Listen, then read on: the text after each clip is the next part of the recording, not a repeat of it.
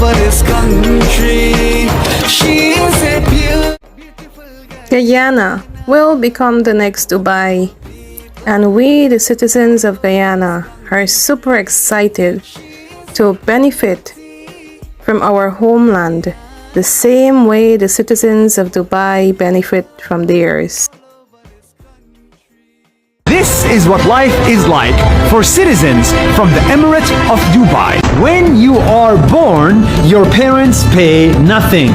Your delivery and checkups for the next 9 months are all free. Then you grow up and you go to school. Local school in Dubai is free. And so are universities, because Dubai will pay for you to get a degree. I studied at Zayed University and New York University, both for free. Who's gonna pay for that? The government. Then you get married. If you can't afford the wedding, you get $20,000 to throw a wedding. And after marriage, every local Dubai family gets this: free land. Did you get free land? Yes. Did you get free land? Yes. Did you get free land? Sure, yes. And if you cannot afford the home, then you get a grant to build it for free. I also can't afford building a house. I can get a 0 interest loan on housing. Zero? 0. If you need to go to the hospitals are free. And if you need surgery that's not available here, they will fly you to another country to get treatment for free. When you become a senior citizen, you get discounts, many discounts.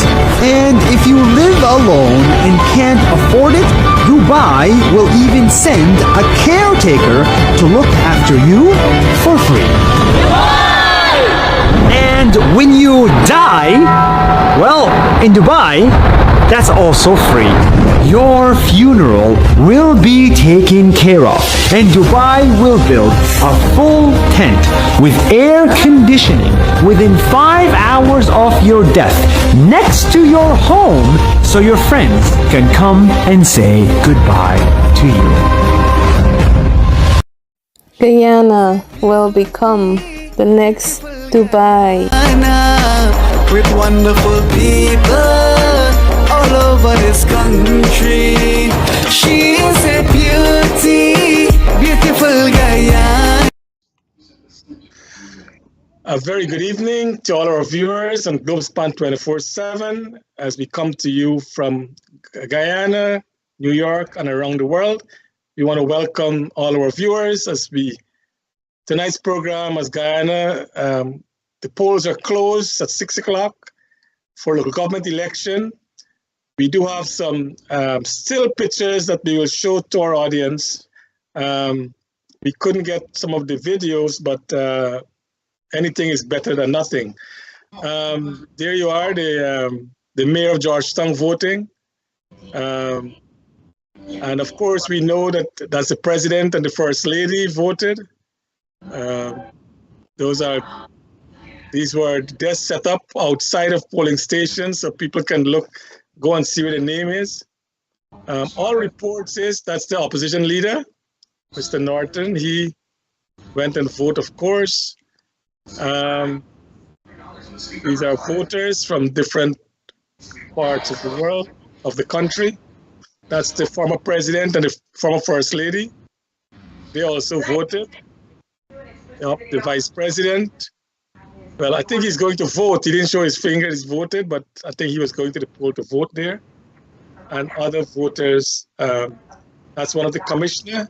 Is that Mr. Alexander? No, I don't think that's Mr. Alexander, no. But you resemble him like their relative, right? He look like. And so those are some of the pictures we have on polling day. The report we're getting is like between 25 and 30%, maybe in that range, of electorate who voted today.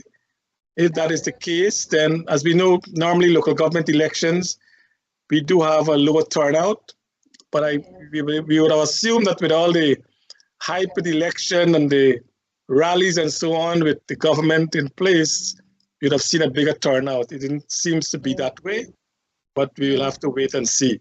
As we said, polls close at 6 o'clock. So I think within the next couple hours, we will start getting the result of the local government election. Tonight, we want to thank Noir Singh for making this platform available, and of course, to Ryan Gobin, our technical specialist.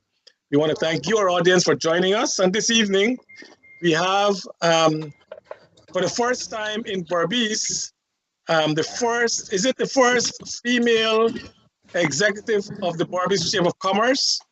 First female.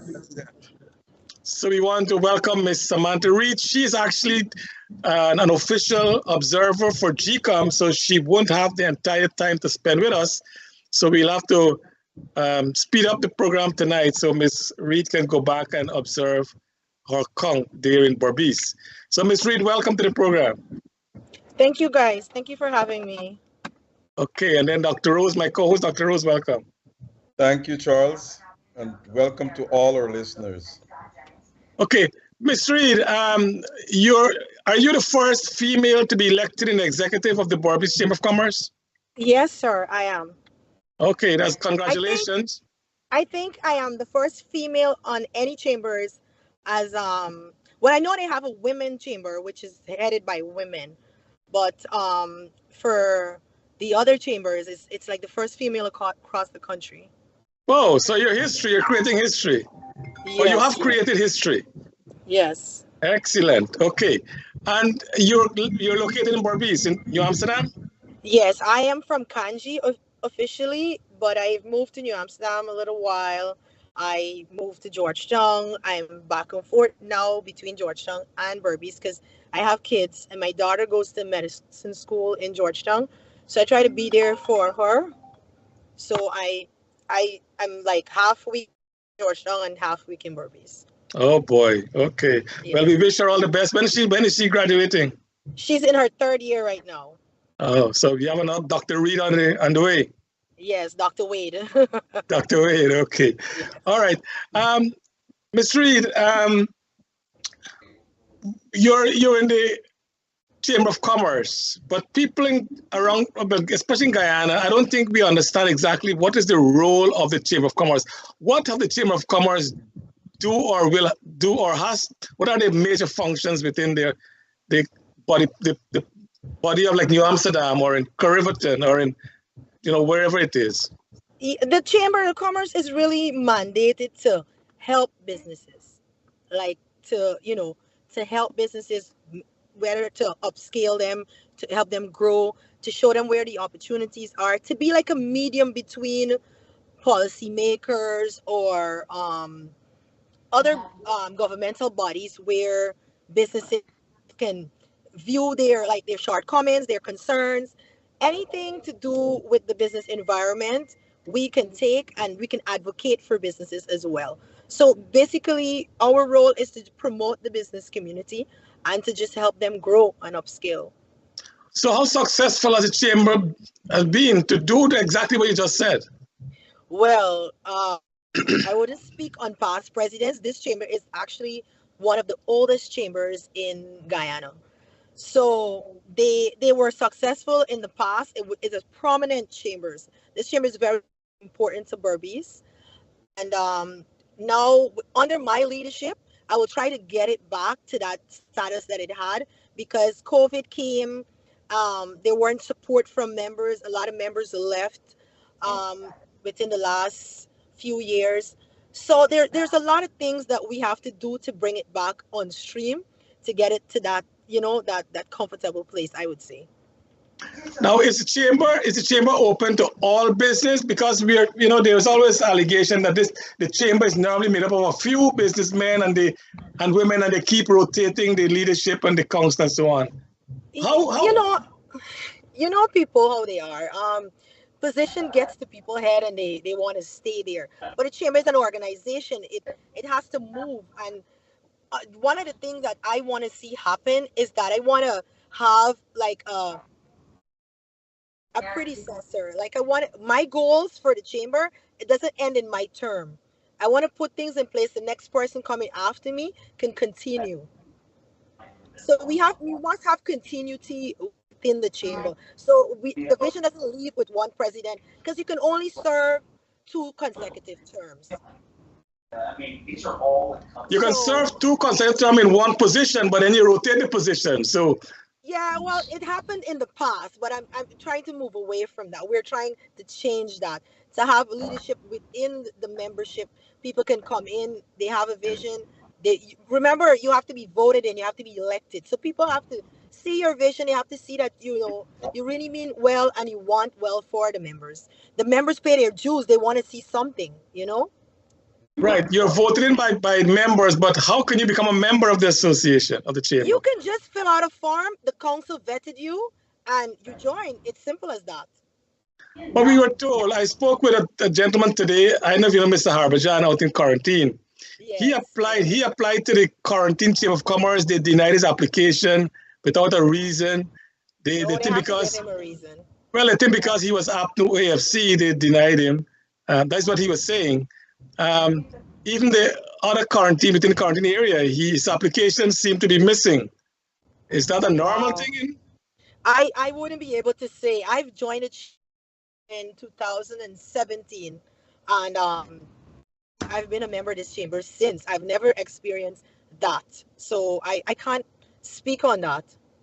But So that is all very application membership comes to the executive, and they would make a decision at a meeting, yes, and then they inform. have to vet it, and usually there's no objection. You have a business. What I'm trying to do too is not overpower the chamber with corporations. Have small business incorporated in there, because there are a lot of small business that needs help. You know what I mean? There are grants that are given out, people not aware of them, and these small business, their shelf life is really short because of lack of good management, lack of opportunities, or lack of to know where the opportunities are too. I find that is a major problem, especially in New Amsterdam here. Business suffer because they don't know that they don't have the know-how. And I want to move away from that. And a lot of people see their neighbor doing a business and they want to jump in it. We want to do some training on that. If you have an idea, we want to help them to write proposal. We want to set up workshop. I've already spoken to a host of organizations that are willing to come work with the business community in New Amsterdam here to help the businesses. Excellent. And we, the chamber, will facilitate those workshops. How many businesses are there or in New Amsterdam? If I tell you, I'm gonna be lying. An average. Average. I know our chamber have like 60 members, so they're more, probably 100, probably more than 100. So more than half of the business people are members of the chamber. Then is that what you say? Yes, okay. I would say that. Okay, Dr. Rose. Yes, Miss Reed. Yes, I will ask you this question. Can you give us a background of yourself? Let the audience know who you are. Briefly. Okay, great. So my name is Samantha Reed. I originally from Kanji, Berbice, and I've started my business journey I would start as a young kid, because my grandmother and my mother, they had small businesses. And I've always, I studied business I went to Berbice High School. So I studied business there. I came out very successful with my business subjects. I went to university, and I have 2 bachelors, and I'm doing my master's at the UWI right now. So in a nutshell, I'm a mother. I have 3 kids, and I have 3 successful business since I started my journey in 2010. Yeah. What type of business do you have? And and how you started them, and what motivated you to start a business or to become an entrepreneur? Well, my motivation started from when I was a kid, right? Growing up with my grandmother in Kanji, she always she used to sell anything she could sell, because she used to like to gaff with people, and she had a knack for just making people listen to her. So whatever she sell, people would buy. And I see her sell various things. And then my mother took that same path. She had she started selling clothing, and then she had a restaurant. We had a restaurant at an early age, and I saw her do business. So I always it was in us, and it just kind of came out. I studied it in school, And then I opened my first business was a clothing store. I started that with a grant. I had a grant from the IO. I think at that time it's an organization. They gave me a grant, and I started that business, and it was successful. It was a hit because it was the only clothing store that sell quality clothes in New Amsterdam. And then I moved on to a pawn shop. So I had two businesses at the time. I had a pawn shop and I had the clothing store. And I used to go huge at the same time. Then I had a young baby. So I'm always multitasking. I always had a knack for business. I always like to overwork myself. And that's where I started. And now I still have the clothing store. I sold it off because of competition, because of all the other variables. I was like, okay, I sold that off after a couple of years, and I still have the pawn shop. I In 2017 I launched my construction career. With the advice of a friend, I started a company that started doing small construction work and procurement. And then I start doing real estate as well. So those three things that I'm doing currently. So Charles, if we need a job, we'll ask Samantha to employ. Yeah, definitely. Yeah. Y'all Just probably really- above the pay grade. Previous presidents of the Berbice Chamber of Commerce have been there for years, but they have just maintained the status quo. We have not heard of any major changes, no radical move to change things up and so forth. What are your goals and objectives for the BCCC? That's the Berbice Chamber of Commerce. Like I said earlier, I want to change that in the way that we help the members. The members are paying their dues, and that's one of the concern of the members. Like, why should we come back? So I'm advocating right now to get the members back, because we have members, but they haven't been paying their dues because they're like, we're not paying because we're not getting anything. We have one person that goes to all these functions, one person that knows where all the opportunities are. They're not, the information is not coming back to us. So I want to change that. That's first off the back. I want people to know that, hey, we're here for you. Me and my executive, we're going to help you. We're going to steer you in the right direction. What worked for me, I want to teach them that. And that was networking. And a lot of people do not know the power of networking and how it can get you into rooms and how it can even turn your business around. So that is one thing I want to bring back. I want my members to know that they can get help from me, and they can come to me, and I would advocate for them and help them. So that's one of the things I want to change.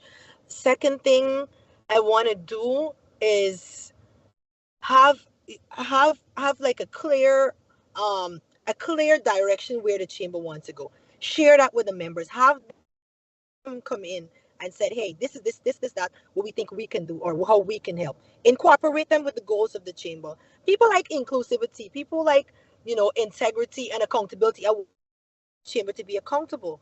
All these are little steps that we have to take in bringing the chamber back to its original state or into a state of functionality. Okay, that's good. Now, yeah, that does answer the question. Now, you said you have 3 kids. You also said you're in Georgetown almost half the week, and you have a number of businesses. How would you find time to run the Chamber of Commerce? Okay. The key to that is just how I run my business. I have competent people around me. No man is an island. I can't do it alone. I do not want to do it alone. So I have competent executive. I have a secretary. I have a PRO. I have a ED now. So all these people are going to be helping me offset my goals for the chamber. And we work collectively together to achieve these goals. So I can't do it alone. I know I can't do it alone.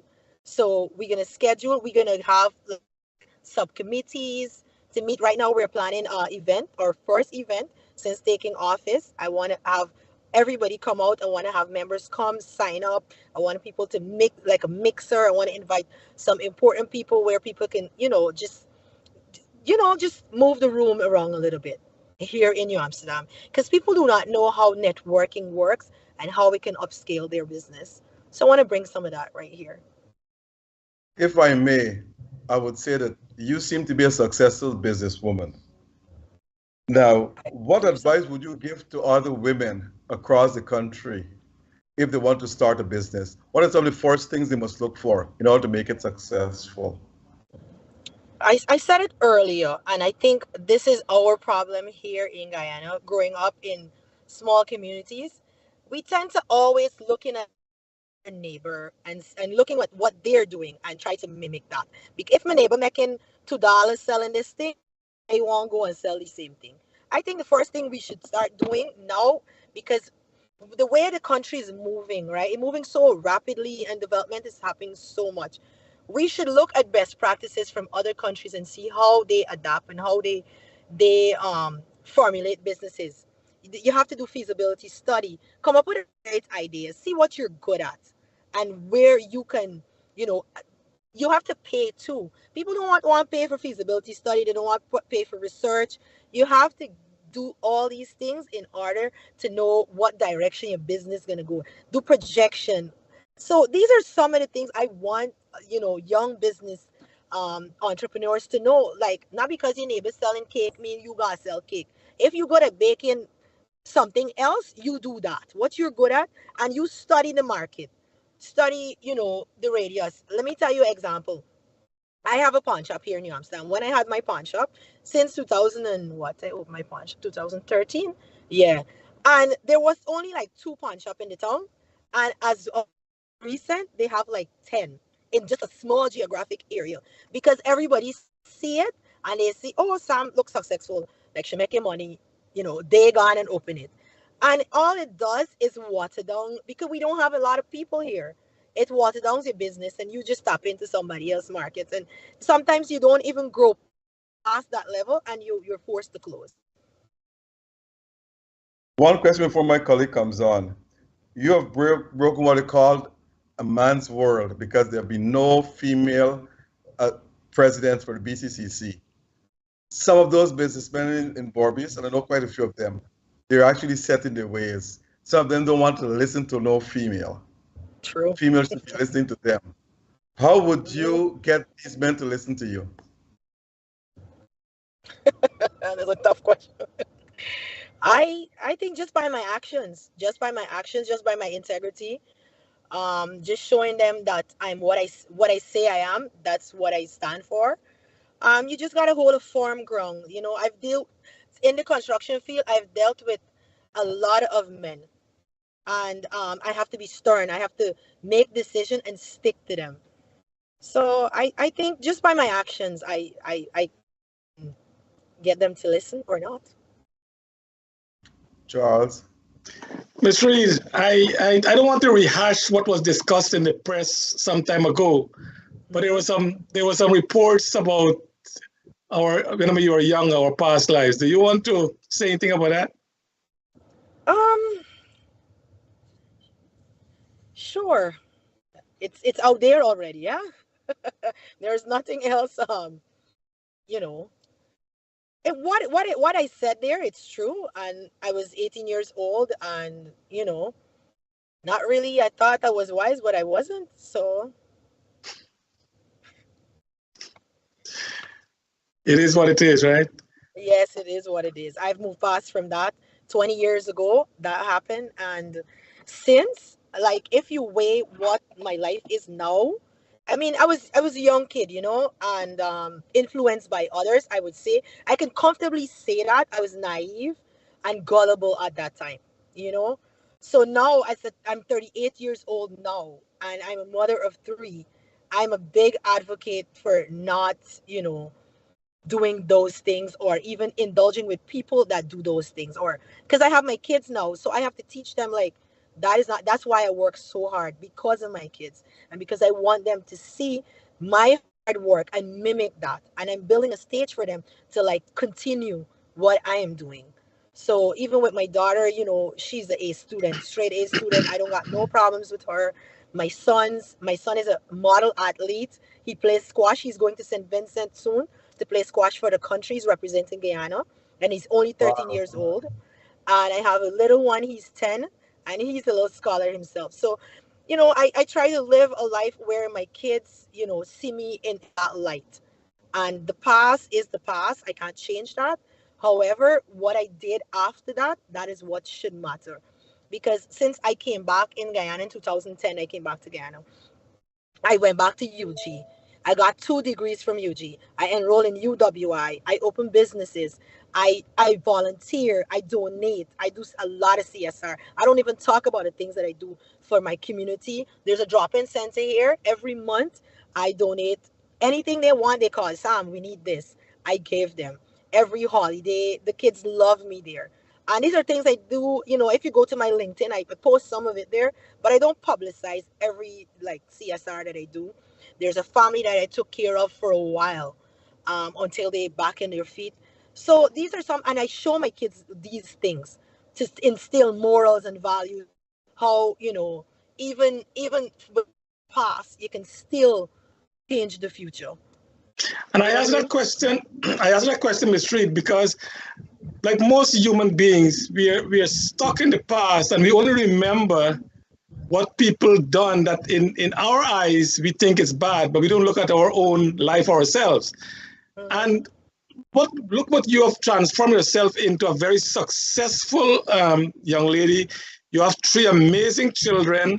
You know, you have transformed yourself, and still, and I'm reading some of the chat in the view, and they're still thinking that, you know, you're that person, which clearly you're not.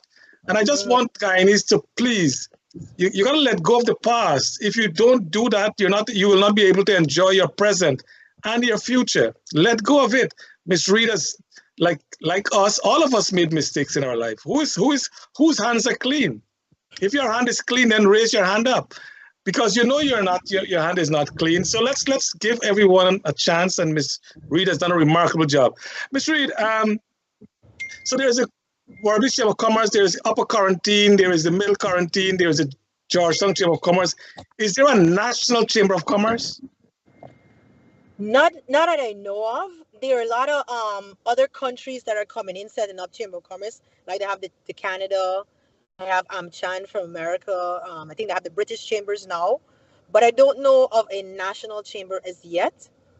To establish. Is that part of your agenda? You being Listen, as a woman, let me tell you, the sky is the limit. I am up for whatever.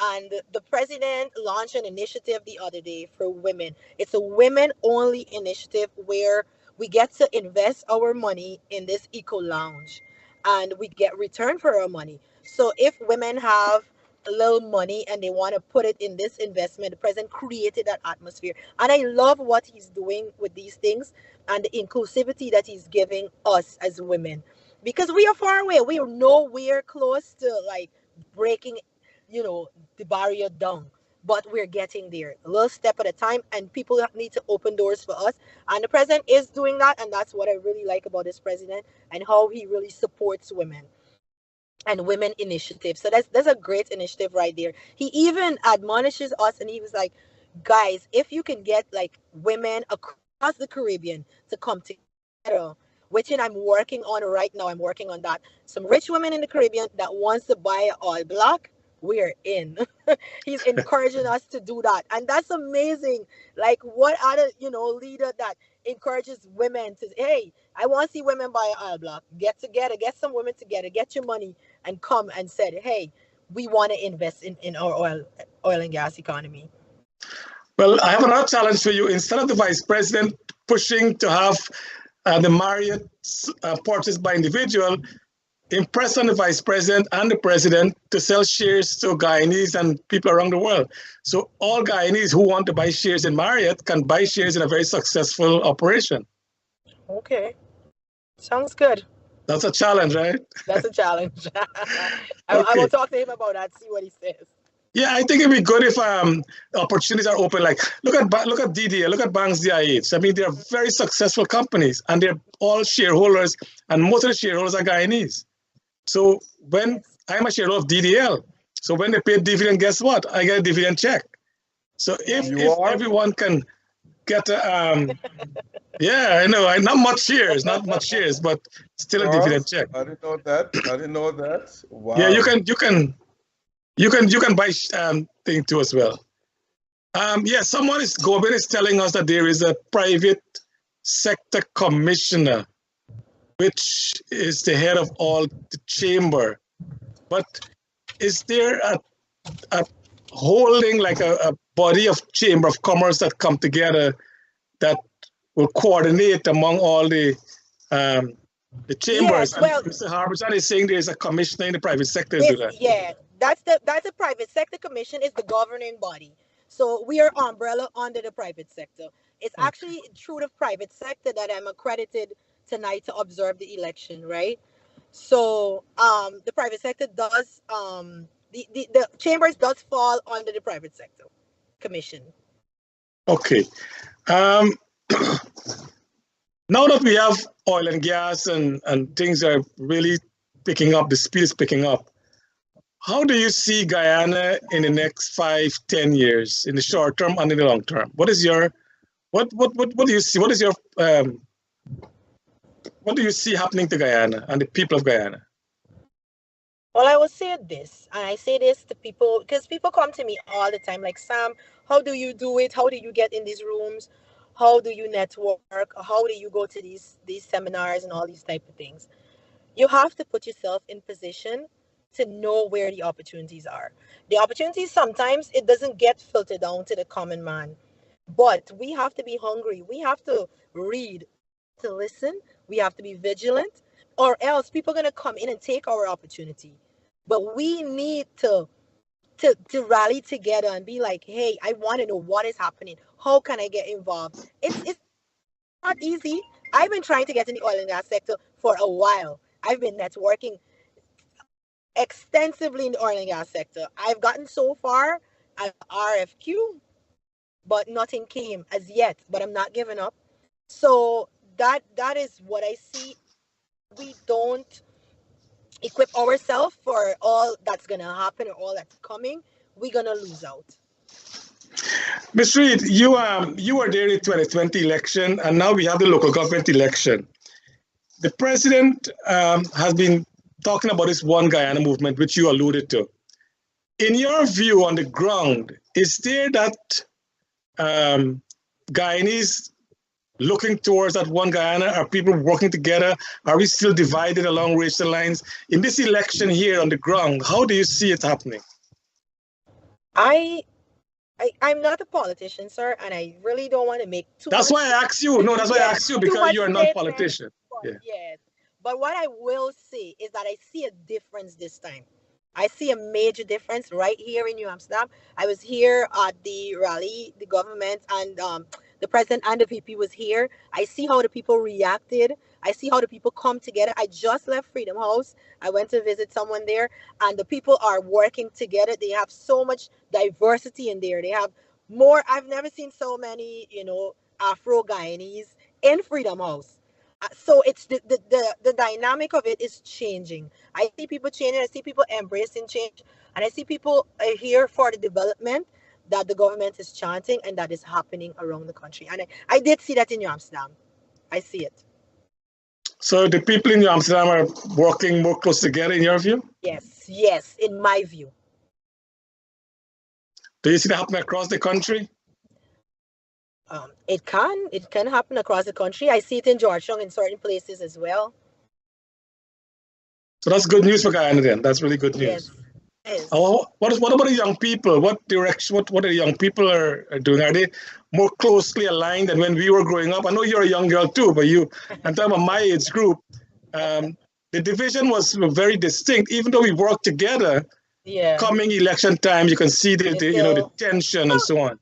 Well, we can't stamp out all of that just like that. Because it took a year probably to get them where they were. So it's going to take years to get some people, like a whole generation probably have to die out. Yeah, I was coming to that. We have to die out first, right? Yeah. But I see the new movement happening. I see people more embracing change. I see a lot of young professionals that are saying, hey, we got to jump on this bandwagon. Things are changing. Things are happening. If we don't jump on this bandwagon, we're going to lose out. We got to vote policies now. We can't vote race. We can't, not because we don't like this person. We got to look at what they're doing and challenge them and find out, how are we going to benefit from these changes in our communities, Now, before the bridge was built in Berbice there the boat was coming to New Amsterdam, Yes. and that was a lively tongue.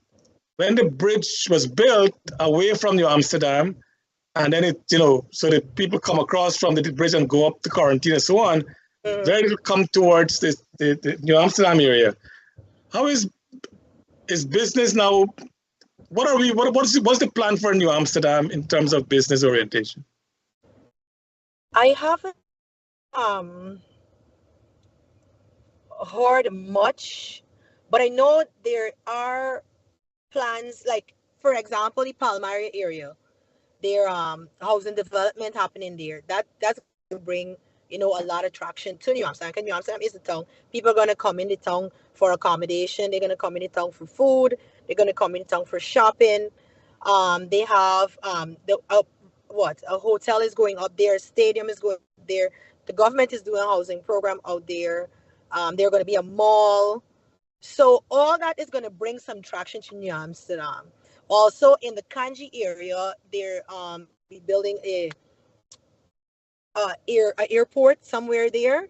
So that too is going to help with some traction and some of the business activity that is happening in New Amsterdam. But yeah, we also encouraging some tourism as well in the New Amsterdam area. How involved is the Chamber of Commerce with all these activities going on? Well, sir, I just take over the chamber, so I gotta get on board. No, but prior to you, but then, in your view? Oh, but before me? Yeah. Well, I know Ryan was advocating a lot. He was busy, but I don't know. Like I said, there were gaps. There were gaps in getting the information to the chamber members. But the chamber president, he was actively, in the private sector. He was the VP for the private sector. He did a lot of extensive work, but there was a gap getting that information to the members or get the opportunities to the members. So you as the president, you now will grab it in your hand and you will ensure that the chamber is very involved with activities going on within the Berbice area, your area. Yes, exactly. Okay, Dr. Rose. Yes, Ms. Reed. Yes, sir. I am always a researcher, and I sneak in on one of your friends. Not going to tell you who the person is. But she told me, and you just said something there that confirmed it. You said the sky is the limit. So she's telling me that the next go around, you're going to be the next mayor of New Amsterdam. Wow. What have you to say about that? I said my ambition is, can take me. She told me that, and she's your good friend.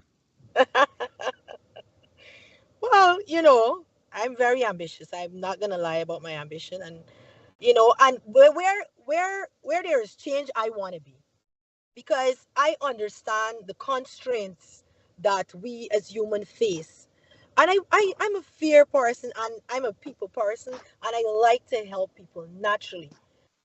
So if put it in that position, I will do my very best to uphold all the rules of office and to do the best I can to help the community. That's all. I think some of us are put here not only to benefit for ourselves, but to help other people get to where they need to be. And I want to do that. I want to do that. Good. Now, the Chamber of Commerce over the years, and I check on this, I've done very little. And these are all the three chambers. Berbice has three Chamber of Commerce. Berbice Chamber of Commerce, which is in New Amsterdam, Central, which is in Rosal area, and Upper Quarantine, which is further up in Skeldon. So for our listeners to know that.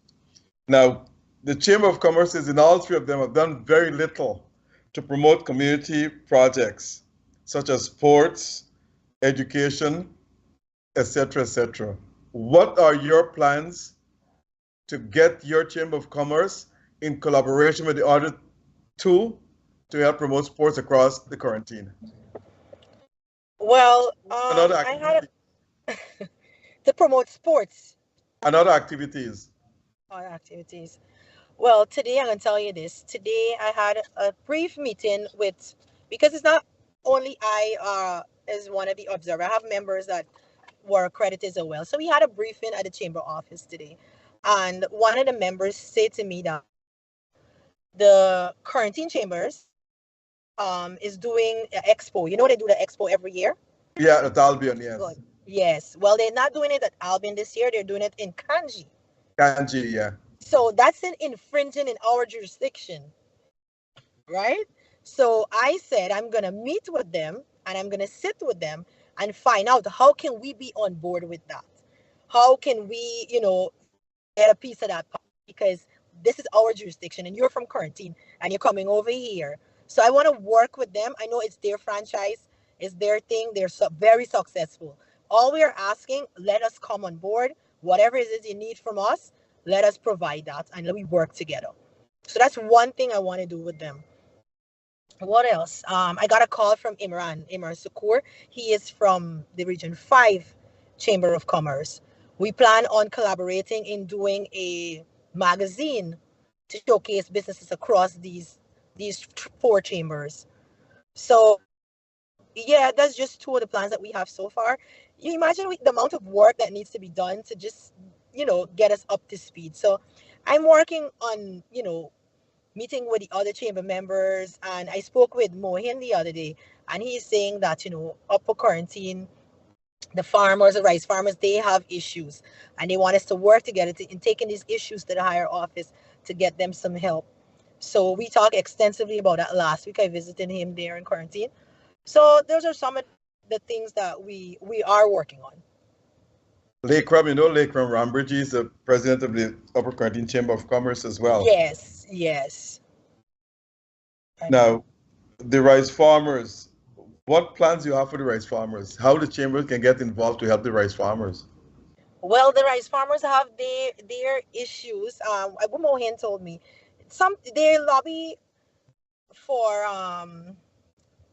to farm in some other way. I think they need a chopper or something. Don't quote me, but they want us to go to the government and lobby to farm to do the farming in a different way. Basically, that's what he was saying to me. But I haven't sit down and go through the fine. He was just saying what the challenges are and how we can take these challenge to the government and ask for help. They need government intervention with the rice farmers. Technology. Yes, technology was one of the things that he was talking about. Now, having said that, New Amsterdam, can you tell our listeners, New Amsterdam starts from where and ends where? To Comaturn, to Overwhelming. Okay. Now, New Amsterdam, population-wise, is one of the largest tongue in the quarantine. That's about 40,000 people. It's the 3rd largest city in the country. That's about 40,000 people. Now, most of the people in New Amsterdam, and this is the municipal framework as well, they sell in the streets. You can't pass by the market square because the roads are blocked. Everybody sells in both sides of the street and so forth.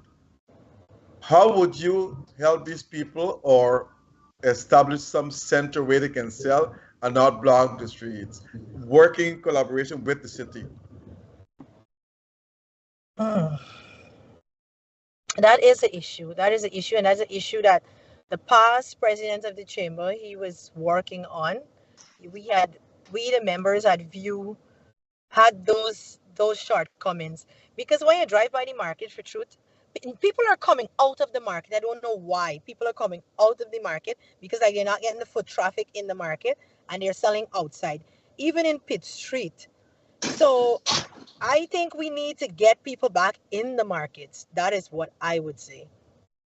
Get people to go in the markets again. Put fines on them. Get them off the street. No, the people are paying, let me tell you this, that they're paying a rent to sell in the market. But the people who are selling in the streets are not paying anything, and those people are taking the customers away. So that's why they're coming out of the market. So I'm saying, what advice you have to help the municipality the mayor and others to get people back into the market, and you can't stop them from selling on the roadside. But what could you do with that traffic? Because I was there just this weekend, and you can't drive along the market. It's true. It is a problem. I think that the council have been trying with them, and I don't know, they fail miserably. Every year I see they going to those people on the road, infringing fines on them and so on, and like they move for a 2 morning and then they go back. So I think they need to stick to the rules, stick to policies where they said, hey, you have to sell in this geographic area. This is where you need to be. If you're not here, they're gonna be fines. They're gonna enforcement of the rules. Like it can't be for 1 morning and not the other day. You know what I mean? You have to enforce it, and you have to see that they go back in the market, or maybe you can lower the rates in the market or something. Is the playing field level for women in business at Barbies? Women across the country it's not level. It's not. And it wouldn't be. You know how much fight on eyes get as a contractor? They say, oh, where this girl come from? She just come, she get the contract. They're saying this, they're saying that. But they didn't see the effort. They didn't see when in 2017 I started with a contract for 200,000. That's where I started. They didn't see, going to the bank, putting my house up to get an overdraft facility to start my business. All they're seeing, they see I buy excavator, I buy this. Oh, I just come out of nowhere. You know what I mean? So the fight down, it's real. It's real. The men don't like me at all. I'm telling you, the Barbies men, they talk about me all the time. I hear back. I hear these things all the time. So the playing field is never level for women, but I'm a resilient woman. I'm resilient. I've been down. I've been up. I've been down again, and I've worked myself all the way back to where I'm today. So it ain't gonna stop me. So I would tell women, just don't stop. Don't quit. If you believe in something, keep working on it. Keep perfecting it. I want my work to speak for me. Like, I don't want to do a bad job. I don't want, the government to have any reason, or anyone to have any reason to discredit what I do. That's why I live my life the way I live now. You know what I mean? The RDC, that's the Regional Democratic Council and every region has one. They're responsible for giving out contracts to various contractors like yourself. Mm-hmm. But in Barbies, 94% of the contracts go to men.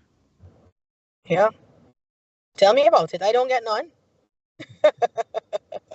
So what you intend to do, you can meet with the chairperson, Yes, R. I'm Morgan, already. the REO, Mr. Narendra Prasad, and so forth. What you intend to do, because my question to you is this: you can go there as an individual person. They said, okay, fine, we give you a contract. You got it, you quiet down. Mm-hmm. What you have to go there to represent other women. Yes, I agree. How you plan to I have how many women that I know that are contractors? I think 3 of us that I know across the Barbies region, or 4 now. And one of them called me the other day, and she's like, Sam, I ain't got nothing for the year. I don't know. I bought machine. I've been waiting. I've been bidding. I said, girl, the same thing happened to me. So we intend to get together and to go and to lobby right at the REO office and the chairman. I was speaking to the chairman earlier tonight, and I was telling him, and he was saying that the bidding process, is the lowest bidder that needs to change and all these type of stuff. So we intend to lobby and to go to them and said, hey, judge us by our works, judge us by our reputation, give us a chance. We don't get enough work in this region. Do you think they should make a special exemption for women who are bidding? Yes, because you know who does that? The international companies. Exxon, they have a clause that they have to procure or buy or do business with a certain amount of female. So I think we need to have that in place where women is granted that leadway. All things into consideration. You can't come with the company that you have nothing. I mean, you meet the criteria and you're a woman, because they still vet you, right? You still have to provide information. And once all them things are checked out, I don't see why they can't give preference to women. You know the big contractors in Borbies, Chris Jagdale, Mm-hmm. yes, and so have you tried to get any subcontracts from them? No, I've never. Don't you think that's the way to tell women how to start? Go to these guys and ask them to help you out, and then when they get their feet on the wet, they can move. Okay. This is only my opinion. I don't know. It's a great idea, by the way. I've never thought of it that way. And the reason why, I'm going to tell you, these guys, they see you as competition. They see you as, they don't take you, like, for me, they didn't take me seriously. I heard things, right? So I don't think they're kind or even warm towards embracing that sort of thing that you're suggesting. That's just my opinion. Okay. Charles?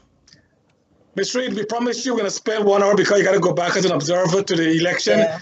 But I want to, I'm not demoting a mayor, but I think you'll be a better candidate running for the president of Guyana. I think you will do a great job as president of our country. Thank you, sir. Mr. Harbachan did a correction. He said from your area in Berbice, all within quarantine, there's about over 2,000 business. Yeah. And of those, only about 400 members in all three chambers combined. So it means like only about 20% of the business are represented in the chamber. So your job in New Amsterdam is to really reach out to some more business to be members of the, yeah. That's the plan. That's the plan. I want to do, like, I want to host an event where I want to attract new members and they can sign up. I want them to have like a networking session. I want to do that maybe in the next month or so. I want to plan that and get it off the ground where people can come. They can meet the new executive. They can meet me. They can meet other business people and they can network within themselves. And the new members can sign up and they can find out about the next year, what we plan on doing for the next year and for the years ahead. And another strategy, and I know you have all the strategy, well, not all, but of course you have a lot of strategy, but is to invite all the small business to come in like special days into the chamber and meet with them, or you go out and meet with them, you and your exec. Let them feel that they're part of the business community. And as you rightly said, the competition, sometimes it's, as you said, you open up one shop and then somebody see 10 people walking in, oh, you're doing so well, then they open one next door and then they dilute it and then there's not enough business there to support all those activities. So maybe that's what the chamber should do, is try to tell business people, listen, competition is important, but don't get too much competition. If you get too much, it dilutes the entire process. And then in frustration, some will have to leave, they will lose money. So you can, the chamber can, hey, why don't you look in this area or that area and look at this opportunity and so on. That is what I intend to do, sir. Oh, wonderful. Okay. So what do you see after this election? After tonight, hopefully by midnight, we should know the result. Yeah, hopefully we should hear sooner. I'm going to head over to GCOM right now because the polling station is closing. The bus is here to pick up the boxes. So we'll be heading over there and you'll have a feedback. Yeah, we don't want to leave you to that opportunity. So I will close now. If anything else to say, Dr. Rose, anything else to ask Ms. Reid? No, not really. But I will contact you. I think I'm coming up Borby this weekend. You'll be up there this weekend, or you'll meet Georgetown? This weekend. What is this weekend? No, I won't be here. Sorry. Father's Day. Happy Father's Day to all our fathers. Yes, happy Father's Day to all the fathers in all the chambers and all the business community and all the fathers in Guyana. And to you guys. I'm sure you guys are fathers, right? Thank you. Anything in closing, Ms. Reid? Anything you want to tell our audience in closing? I just want to say thank you. Thank you for being kind. Thank you for hearing me. I hope the members, the viewers know that I'm very authentic. What you see with me is what you get. Don't believe everything people say. And just keep pushing for your dreams and your goals. Like, don't let the past dictate your future. Everybody has a past. Everybody have a present. And everybody can have a wonderful future. You just have to create that environment to really thrive and grow. And sometimes they need a push, and the chamber is that body to help them. Exactly. Thank you, Ms. Reid. Thank you so much for being with us tonight. To our audience, we want to thank you. And Dr. Rose, anything in closing? No, not really. Just waiting to hear the results, and hopefully it's a good result, and everyone should learn from this elections because it's the first since 2020, and let's hope that everything goes smoothly. And I want to encourage our Guyanese as well. Whatever the outcome of the result, and we'll know in a couple hours, as Ms. Reed said, let us accept it and move on. Don't blame the other one. Don't blame this one. Don't taunt this one because you did better, you did worse, and so on. An election, only one person can win in a constituent, for instance. So, there's only one winner. So whoever win that constituent, of course, in a PR, you don't know who will get a seat until after all the votes are counted. But just be mindful that all of us are Guyanese, regardless what our ethnicity is. Let us listen to what the president said. Let us work together. Let us build one Guyana. And of course, as Ms. Reed said, the sky is the limit. So and guys, this vote should be for one Guyana. Amen. So good luck and all the best. And to all our fathers out there, happy Father's Day. And do be a good role model to your children. Don't leave the mom alone to raise the child, as many of us do. Let us change our attitude and be a part of the family so that when the children grow up, they know there's a dad there in addition to their mother. Because mothers carry the burden of the household. So fathers, play your role. Good night, all the best. God bless our great country, and do have a very safe election, Guyanese, and celebrate together. Whether you win or you lose, celebrate. Tomorrow will take care of itself, all right? All the best, bye. And thank you very much, Mr. Reed. Thanks. Thank you.